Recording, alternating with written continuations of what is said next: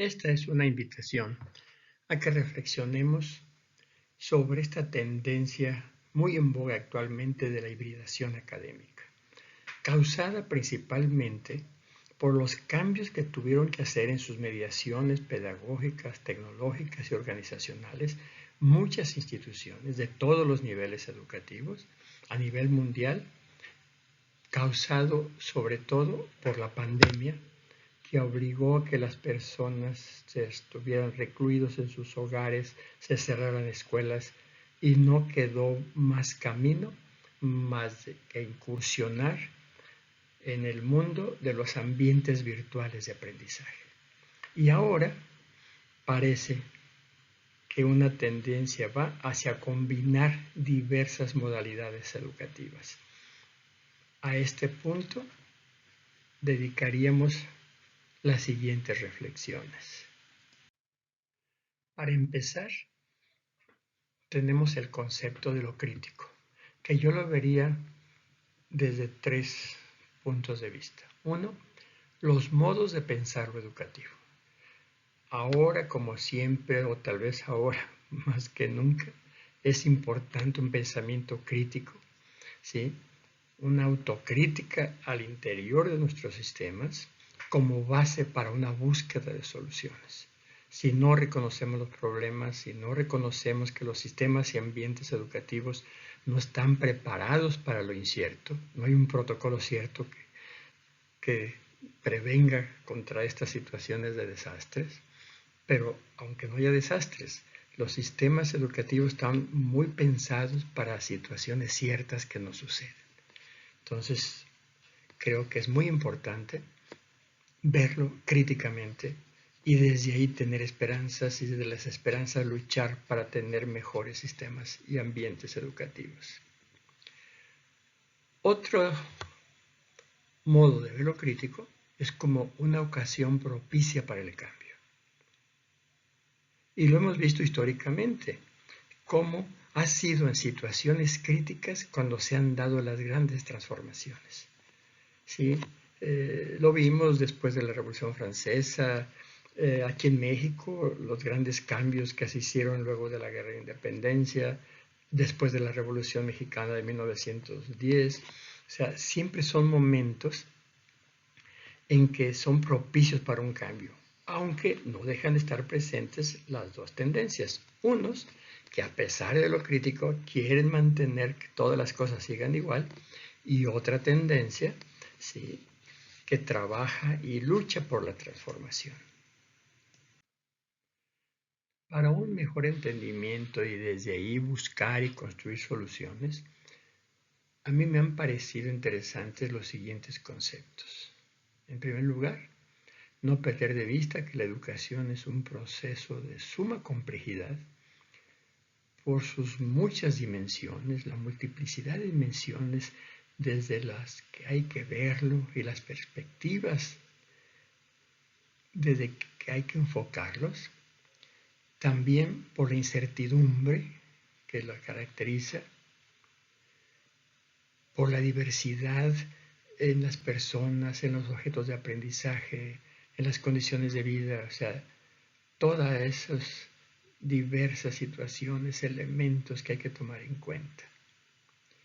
Y también esta especie de intangibilidad, o sea, procesos que no son fáciles de observar y de medir como gustan muchos administradores de los sistemas educativos. Otra característica fundamental es la relacionalidad. O sea, no podemos dejar de ver la educación como un proceso de relaciones e interacciones. En toda la historia de la educación hemos visto cómo educadores latinoamericanos y del mundo, ahorita recuerdo a Simón Rodríguez que decía que toda educación es interacción. Lo vimos también en las propuestas de Freire, de Freinet. Bueno, no hay educador de prestigio que no insista en que la educación es básicamente un proceso de relaciones. La presencialidad, que aquí se ha confundido mucho y a veces se habla de presencialidad como estar metido en un salón de clase. No, la presencialidad es mucho más que eso. Se puede estar presente en diversos campos donde se aprende, como en la calle, haciendo encuestas, en los hogares, en la fábrica, en los talleres, en los campos agrícolas, en fin. Lo importante es la presencia, incluso hay una presencia en la virtualidad. Lo importante es ser y estar ahí, donde es significativa nuestra presencia. Otro concepto es el de auricidad, que no solo se refiere a ese espacio físico con paredes, muros y puertas cerradas, ¿no? La auricidad también tiene que ver con los modos de enseñar, de aprender, de manifestar lo aprendido, de valorarlo. Y esta auricidad a veces se traslada también a los entornos virtuales. Por eso es que oímos hablar de aulas virtuales, aulas digitales, aulas invertidas, aulas del futuro. Siempre la palabra aula está ahí pegada a nuestros conceptos. Y la virtualidad la entendemos como ese ambiente socioeducativo creado, que no necesariamente se debe a las tecnologías digitales actuales. Lo que hacen estas tecnologías es de alguna manera objetivizar esa virtualidad. Pero la virtualidad ha sido parte de la humanidad desde que surge en este planeta y lo va a acompañar siempre. Es esa realidad potencialmente cierta. ¿Sí? Claro, ahora un concepto más usual en la evolución de estas palabras, sí, se ha dado por llamar virtualidad a ese ambiente creado con soporte en las tecnologías de la información y la comunicación, y básicamente cuando estas son digitales. Y la individualidad, esta característica, sí, que se debe a esta combinación de modalidades, que no solamente es combinar tecnologías, ni solo tiempos, ni solo espacios, es la creación de nuevos modos educativos, ¿sí? Donde se fusionan las diferentes modalidades y dan origen a una nueva modalidad que suponemos, además de novedosa, mejor que las modalidades que se combinan para su creación. Para recorrer este camino hacia la hibridación, para llegar a esos propósitos deseados, yo propongo estos puntos de partida como principios, o sea, principios como inicios, no como dogmas. Primero, no perder de vista la hibridación como un proceso permanente de indagación. O sea, no podemos hablar de un modelo híbrido como un producto final rígido e inamovible, no. Como se da la hibridación también en el mundo vivo de animales y vegetales, también aquí hablamos como un proceso permanente, siempre en esa búsqueda. Y no perder de vista que la calidad educativa, más que en las modalidades, está en los procesos educativos que se viven y estos en la calidad de participación de las personas involucradas.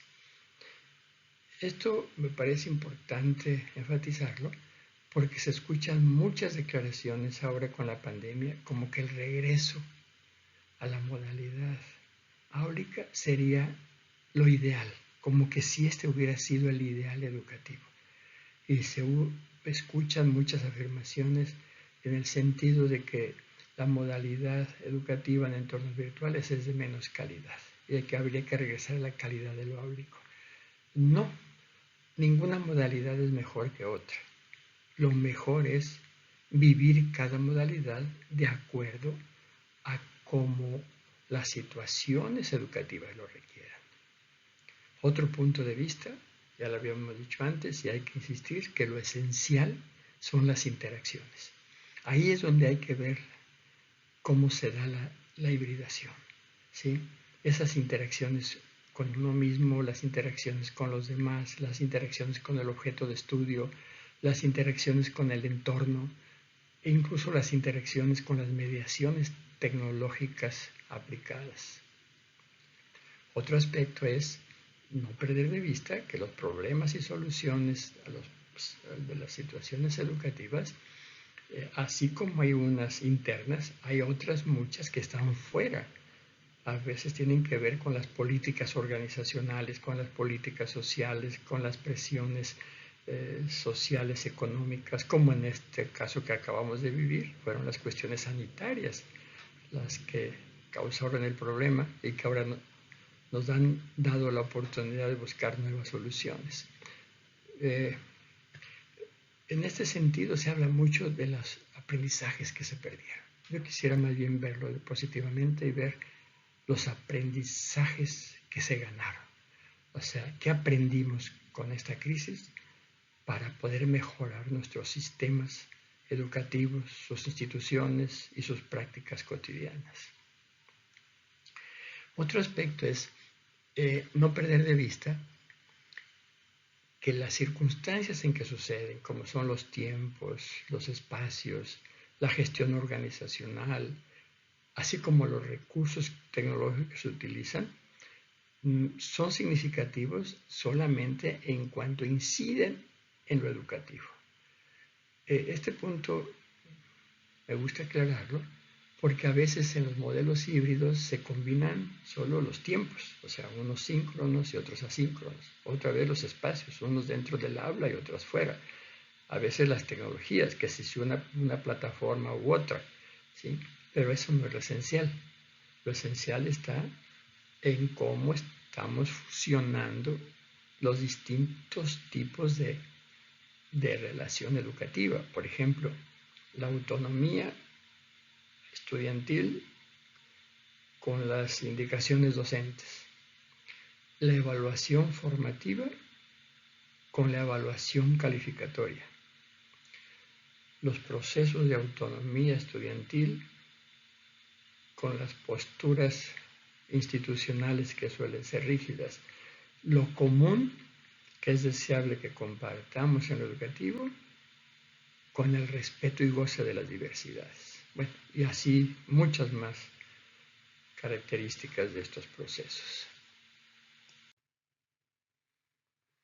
Ahora, cuando vamos a hacer esta fusión de modalidades, habría que pensar qué vamos a recuperar de cada una de ellas. O sea, ¿qué desecharíamos? Porque no contribuye a la nueva idea educativa que tenemos, pero también qué recuperar y qué crear de nuevo.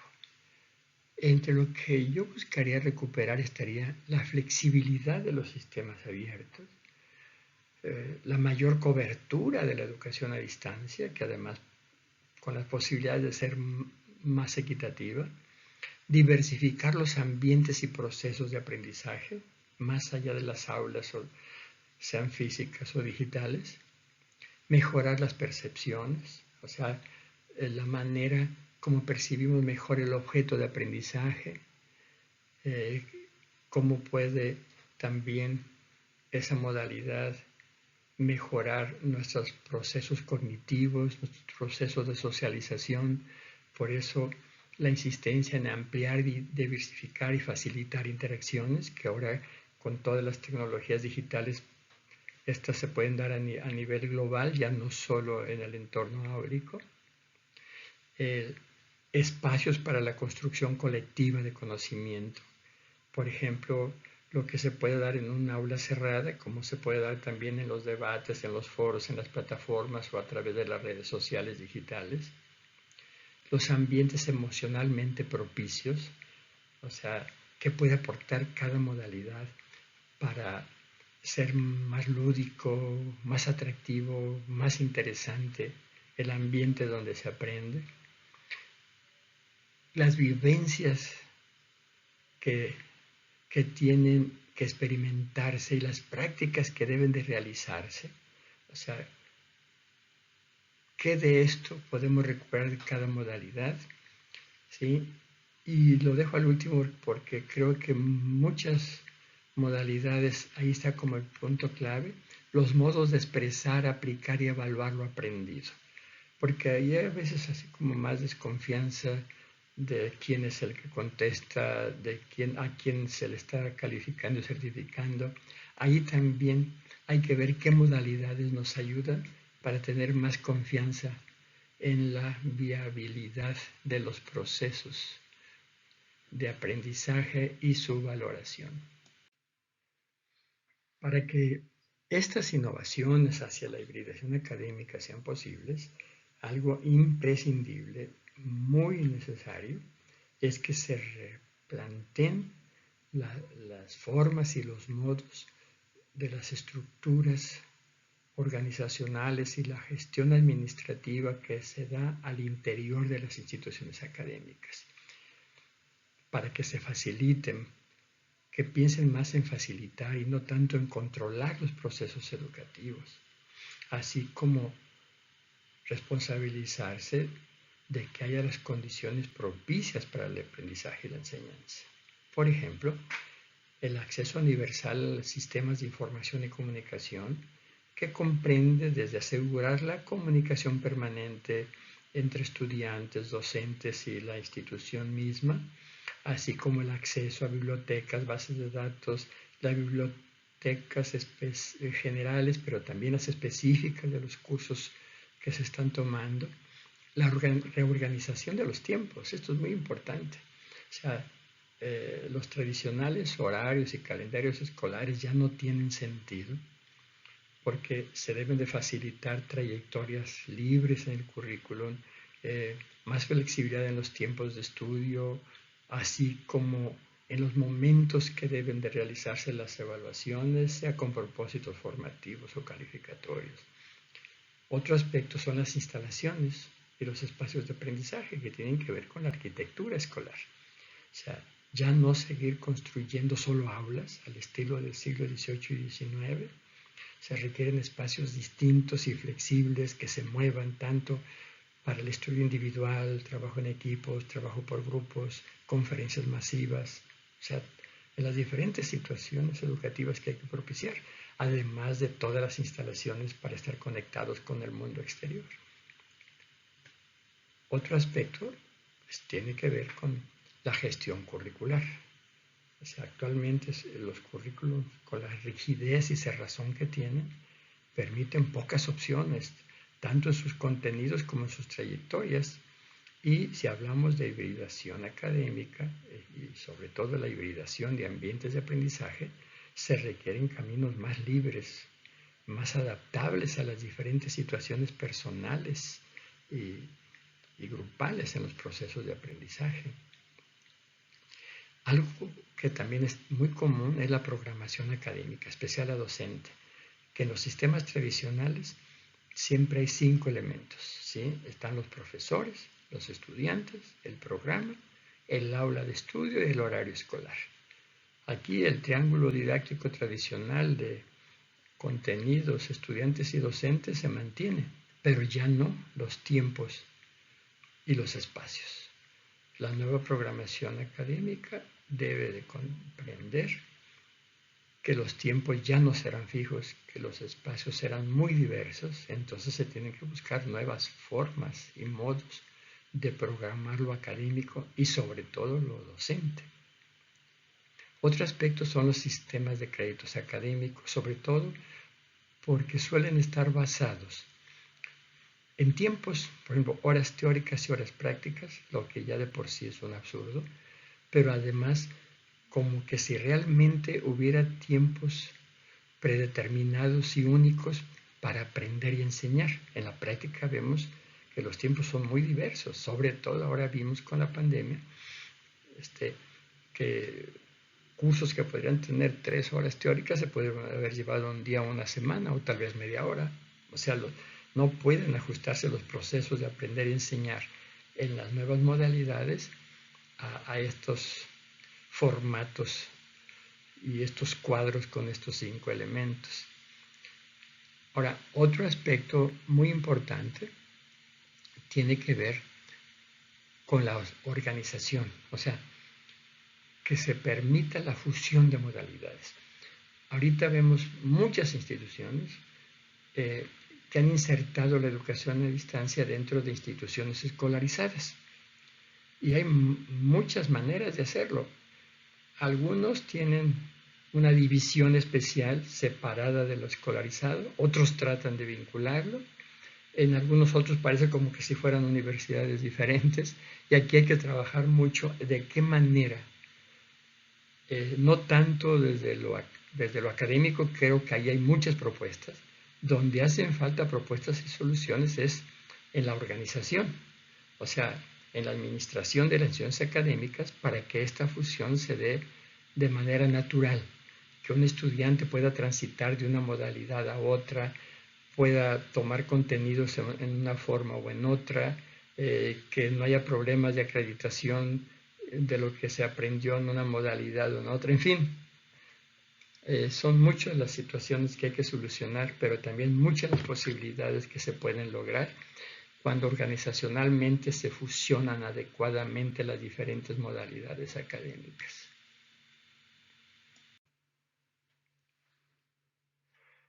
Como fin de este monólogo y para propiciar el diálogo,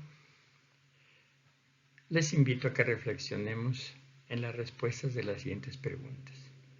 ¿Qué tareas son impostergables para la transformación de los sistemas educativos? ¿Qué hay que cambiar? ¿Cuáles son esos puntos nodales que urge transformar? ¿Cuáles son las cualidades deseables que podemos recuperar de cada modalidad educativa para su hibridación?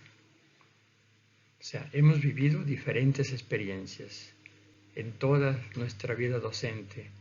Algunos una vida más larga, como mi caso, otros que recién ingresan en la docencia, pero de alguna manera como estudiantes, como profesores y profesoras, hemos vivido diferentes experiencias en diferentes modalidades. ¿Qué recuperaríamos de cada modalidad para construir una nueva? Claro, todo esto presenta superar retos, ¿sí? Como la tendencia a homogeneizar, al control, no sé, hay muchos retos a superar. ¿Cuáles se les ocurren que en su situación concreta son los retos que hay que superar? ¿Sí? Hay que hacer una crítica de ellos, pero también hay que formular propuestas y luchar por sacarlas adelante. Y en ese sentido, y pensando en esas situaciones educativas concretas que vivimos, ¿qué características serían las deseables para una modalidad académica híbrida? ¿Y qué habría que hacer para su logro? Muchas gracias por escucharme y espero que podamos platicar mucho al respecto. ¿Sí? Siempre las relaciones educativas y las interacciones entre nosotros son las que construyen mejores propuestas educativas.